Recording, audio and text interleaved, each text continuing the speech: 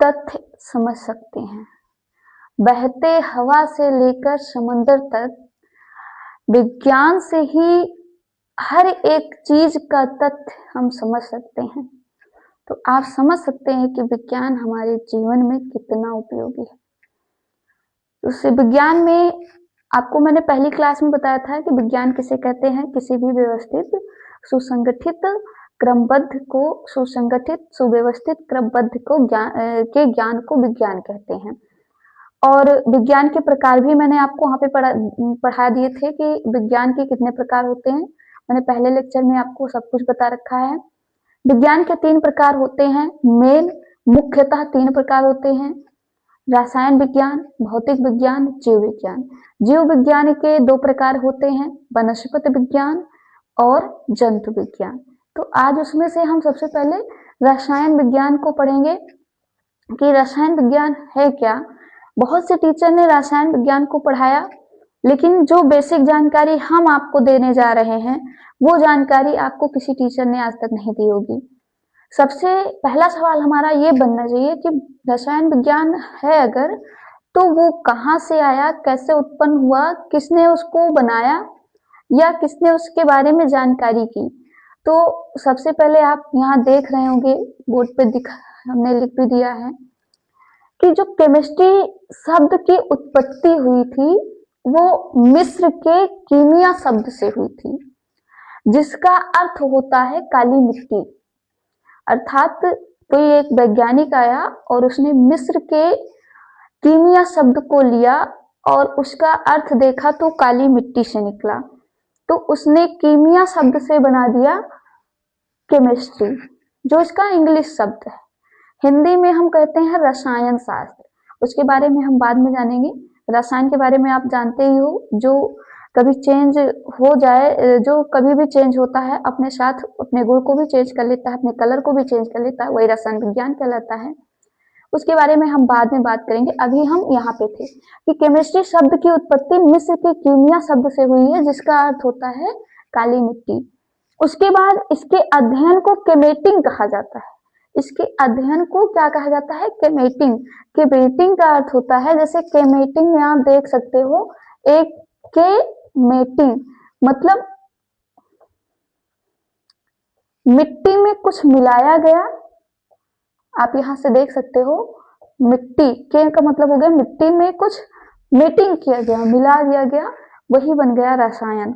जैसे मिट्टी में खाद को मिलाया गया तो अनाज की उत्पत्ति अधिक होने लगी। यहाँ से आप एकदम सरल भाषा में समझ चुके होंगे कि केमिस्ट्री किसे कहते हैं। तथा इसके जो जनक हैं, जिन्होंने इसके बारे में बहुत अच्छे से बताया, वो थे लेवाइजियर, जिनको केमिस्ट्री का जनक कहा जाता है। लेवाइजियर को केमिस्ट्री का जनक कहा जाता है। ये हैं केमिस्ट्री के जनक। लेकिन ये भारतीय नहीं है लेवाइजियर, इनको लेवोसिए भी कहते हैं।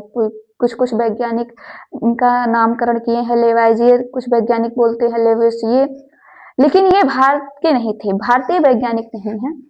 1774 में जोसेफ प्रिस्टले ने ऑक्सीजन का आविष्कार किया।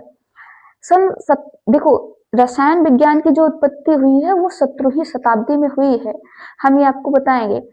लेकिन 1774 में ऑक्सीजन का आविष्कार किया गया। अर्थात केमिस्ट्री में आपको मिट्टी तो मिल गई, अब मिट्टी मिली है तो जल का मिलना भी जरूरी है, और जल का आविष्कार किसने किया? जोसेफ प्रिस्टले ने ऑक्सीजन का आविष्कार किया। कब किया? 1774 ईस्वी में किया। लेवाइजियर ने उसके बाद द्रव्यमान संरक्षण सिद्धांत का नियम प्रतिपादित किया। उन्होंने द्रव्यमान संरक्षण का जब नियम सिद्धांत बताया तो उस सिद्धांत के अनुसार उन्होंने बताया कि इसमें द्रव्यमान संरक्षण सिद्धांत में ना ही द्रव्यमान का सृजन हो सकता है और ना ही द्रव्यमान का विनाश हो सकता है। अर्थात अगर हम उसको बचा नहीं सकते तो हम उसको खत्म भी नहीं कर सकते। इसी को कहते हैं ऑक्सीजन। जो जोसेफ प्रिस्टले ने किया कि अगर ऑक्सीजन कम हो गया तो आप धीरे धीरे मृत्यु के नजदीक जाएंगे। ऑक्सीजन अधिक हो गया, तब भी आप धीरे धीरे रक्त की मात्रा आपके शरीर में कम होती चली जाएगी और आप धीरे धीरे मृत्यु के करीब में जाएंगे। अर्थात अगर हम कोई चीज सृजन करें, अगर हम उसका सृजन नहीं कर सकते तो हम उसका विनाश भी नहीं कर सकते। इस सिद्धांत को बताया जोसेफ प्रिस्टले ने। किस संरक्षण में बताया? कि द्रव्यमान संरक्षण सिद्धांत में इन्होंने बताया कि द्रव्यमान का ना ही सृजन कर सकते हैं और ना ही द्रव्यमान का विनाश कर सकते हैं। तो आपको ये पता चला गया कि द्रव्यमान संरक्षण सिद्धांत क्या है। हमने आपको पहले ही बताया कि जोसेफ प्रिस्टले ने बताया है कि द्रव्यमान संरक्षण सिद्धांत में ना ही हम द्रव्यमान का सृजन कर सकते हैं और ना ही हम द्रव्यमान का विनाश कर सकते हैं। इस सिद्धांत के अनुसार लेवाइजियर ने ये चीज बताई, मैंने आपको बता दी। अब आता है कि भारत, अभी हमने पीछे बोला भी था कि ये जो लेवाइजियर हैं ये हमारे भारत के वैज्ञानिक नहीं हैं, अर्थात इनको हम भारतीय वैज्ञानिक नहीं कह सकते। तो भारत में रसायन विज्ञान की खोज किसने की थी उसके बारे में हम जानेंगे। तो भारत के रसायन विज्ञान का जो पिता है, जो जनक है, वो है डॉक्टर पीसी राय, जिनको हम, इनका फुल फॉर्म है प्रफुल्ल राय को कहा जाता है। भारत के रसायन विज्ञान का जनक डॉक्टर पीसी राय, प्रफुल्ल राय को कहा जाता है। और डॉक्टर पीसी राय, प्रफुल्ल राय को नाइट्रेट मैन ऑफ इंडिया भी कहते हैं, नाइट्रेट मैन ऑफ इंडिया भी कहा जाता है। ये थी केमिस्ट्री के बारे में बेसिक नॉलेज, बेसिक जानकारी। अब हम आपको बताते हैं कि रसायन विज्ञान है क्या। आप रसायन विज्ञान में क्या क्या जानते हैं? रसायन विज्ञान की वह शाखा है जिसके अंतर्गत पदार्थों के संगठन और गुणों, उनकी संरचना तथा उनमें होने वाले परिवर्तनों का अध्ययन किया जाता है, रसायन विज्ञान कहलाता है। रसायन की प्रमुख शाखाएं निम्न हैं। अभी आपने पढ़ा कि रसायन विज्ञान की वह शाखा है जिसके अंतर्गत पदार्थों के संगठन, जैसे मान लिया आपने ले लिया मिल्क, ये पदार्थ है, इसका संगठन, इसको मिलाया जाए किसी के साथ, गाजर के साथ, कैरोट के साथ इसको मिला दिया जाए। अब इसके गुण, दूध कैसा होता है? स्वीट होता है, मीठा होता है। इसके गुण गाजर में मिलेंगे तो ये भी स्वीट था, ये भी स्वीट था। अब ये डबल स्वीट हो गया, ये डबल स्वीट हो गया। इनकी संरचना, जब एक बर्तन में, एक पॉट में दूध ने डाला हुआ है, इसमें गाजर मिला दिया, अब ये जो बॉईल करेगा ऐसे ऐसे, तो इसकी एक संरचना बनेगी, उनमें होने वाले परिवर्तन, दूध का रंग सफेद व्हाइट, गाजर का रंग येलो, या आप बोल सकते हो रेड, येलो या रेड। अब ये दोनों येलो या रेड, सॉरी रेड और व्हाइट दोनों मिलेगा तो इसमें कलर उसके चेंज हो जाएंगे, उनमें होने वाले परिवर्तनों का अध्ययन। इसमें जो कलर बनेगा वो बन जाएगा आपका, व्हाइट में, रेड में व्हाइट को मिलाएंगे तो कैसा हो जाएगा? बिल्कुल रेड के तरीके हो जाएगा, क्योंकि दूध क्या होता है, धीरे धीरे गाजर में परिवर्तित हो जाता है और दूध खत्म हो जाता है। ये अपना सारा गुण गाजर को दे देता है, अपना कलर गाजर को दे देता है, सब कुछ अपना न्यौछावर कर देता है और एक बन जाता है बढ़िया गर्मा गर्म गाजर का हलवा, जिसे आप खाते हैं और कहते हैं वाह बहुत टेस्टी। तो इस तरीके से रसायन विज्ञान की परिभाषा हमने आपको बहुत ही सरल शब्दों में बताई है। इस तरीके से हो सकता है कि आपको कभी किसी ने पढ़ाया ना हो, और यह भी हो सकता है कि आप इसको कभी भूले ना, और भूल जाएं अगर ये, तो आपकी खुद की मेहरबानी होगी आपके ऊपर। अब बात आती है कि रसायन विज्ञान कितने प्रकार के होते हैं। तो हमने यहाँ पे आपको बताया है, लिखा भी दिया है कि रसायन की प्रमुख शाखाएं निम्न हैं। पहला है अकार्बनिक रसायन, दूसरा है कार्बनिक रसायन, तीसरा है भौतिक रसायन, चौथा है विश्लेषिक रसायन, पांचवा है औद्योगिक रसायन, छठवां है जैव रसायन, सातवां है कृषि रसायन। अब अकार्बनिक रसायन को क्या कहते हैं? देखिए बेटा, कार्बनिक रसायन और अकार्बनिक रसायन ये दोनों केमिस्ट्री में बहुत ही ज्यादा इंपॉर्टेंट हैं। ये आपको आगे चल के पीएचडी तक काम आने वाले हैं। कार्बनिक रसायन में हम हमेशा सड़े गले भोज्य पदार्थों का अध्ययन करते हैं। अकार्बनिक पदार्थ में हम हमेशा पहनने की वस्तुएं, सोना चांदी, धातुओं का वर्णन करते हैं।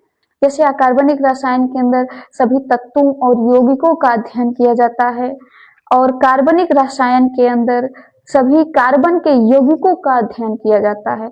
आप यहाँ से लिख भी सकते हैं कि इसके अंतर्गत सभी तत्वों तथा सभी यौगिकों का अध्ययन करते हैं।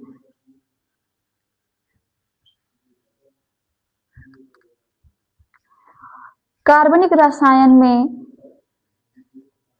सभी कार्बन के यौगिकों का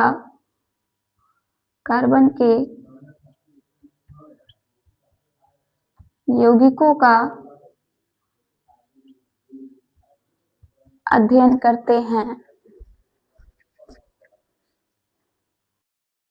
अगला आपका आता है बेटा भौतिक रसायन। भौतिक रसायन किसे कहते हैं? भौतिक रसायन में रासायनिक अभिक्रियाओं के नियमों तथा सिद्धांतों का अध्ययन करते हैं। भौतिक रसायन में रासायनिक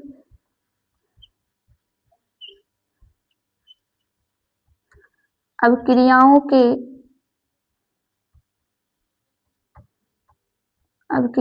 के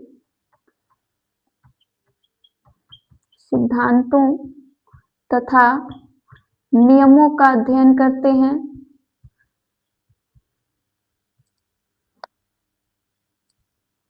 अगला आपका आता है बेटा विश्लेषिक रसायन। विश्लेषिक रसायन में हम पदार्थों की पहचान तथा उनकी मात्रा निर्धारित करते हैं। विश्लेषिक में पदार्थों की मात्रा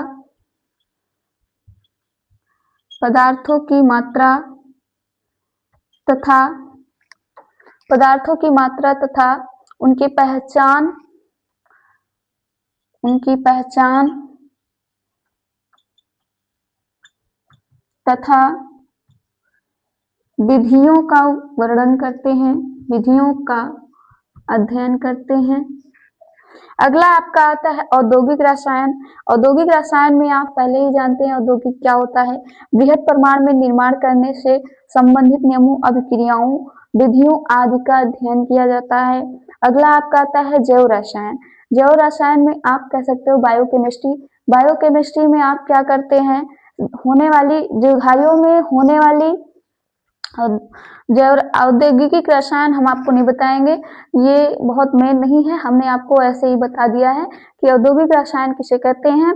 तो आप लिख लीजिएगा, इसके अंतर्गत पदार्थों का बृहद परिमाण में निर्माण करने में संबंधित नियमों, अभिक्रियाओं, विधियों आदि का अध्ययन किया जाता है। ये आप लिख लीजिएगा। जैव रसायन को हम लिखा दे रहे हैं, इसके अंतर्गत जीवधारियों में होने वाली रासायनिक अभिक्रियाओं, इसके जैव विज्ञान में आप लिख लो, इसके अंतर्गत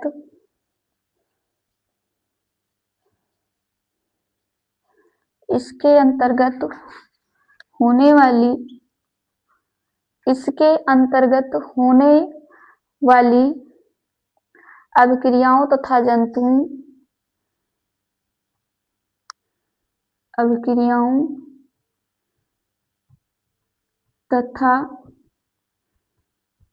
जंतुओं और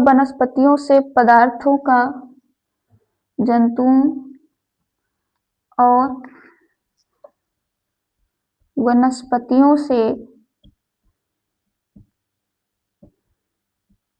पदार्थों का अध्ययन करते हैं।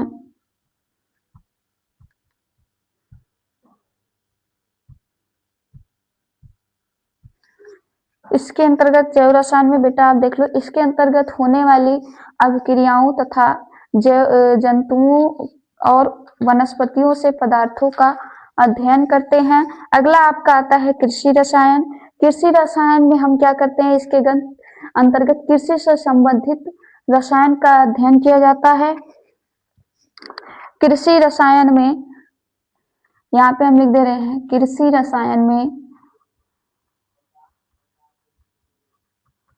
कृषि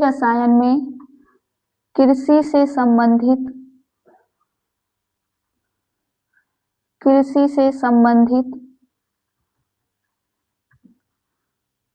रसायन का अध्ययन करते हैं। इस तरीके से बेटा आपका रसायन का जो प्रकार है, जो उसकी प्रमुख शाखाएं हैं, पूरी हो जाती हैं। अगले लेक्चर में हम आपको पढ़ाएंगे पदार्थों का वर्गीकरण। थोड़ा सा उसके बारे में बता देते हैं कि पदार्थ का जो वर्गीकरण है वो विभिन्न प्रकार से होता है। पदार्थ दो प्रकार का होता है। पहला होता है भौतिक के आधार पर, दूसरा होता है रसायन के आधार पर। भौतिक के आधार पर पदार्थ 5 प्रकार का होता है, आपको पता भी होगा। 3 मेन होता है, 2 और होता है जो बेसिक में नहीं बताते हैं, बट हम आपको यहाँ पे बता रहे हैं क्योंकि हम ऐसी क्लास देंगे आपको जैसी क्लास आपको कभी किसी ने नहीं दी होगी। इसलिए भौतिक के आधार पर जो 5 प्रकार के पदार्थ होते हैं वो होते हैं ठोस, द्रव, gas, plasma, boons, Einstein, conjunction. अगला आपका रसायन के आधार पर जो पदार्थ होता है वो होता है तत्व, यौगिक और मिश्रण, जिसमें से तत्व के 3 प्रकार होते हैं, धातु, अधातु, उपधातु। यौगिक के 2 प्रकार होते हैं, कार्बनिक, अकार्बनिक। मिश्रण के 2 प्रकार होते हैं, समांग मिश्रण, विषमांग मिश्रण। इन्हीं के बारे में हम कल आपसे दूसरे लेक्चर में बात करेंगे। तब तक के लिए आप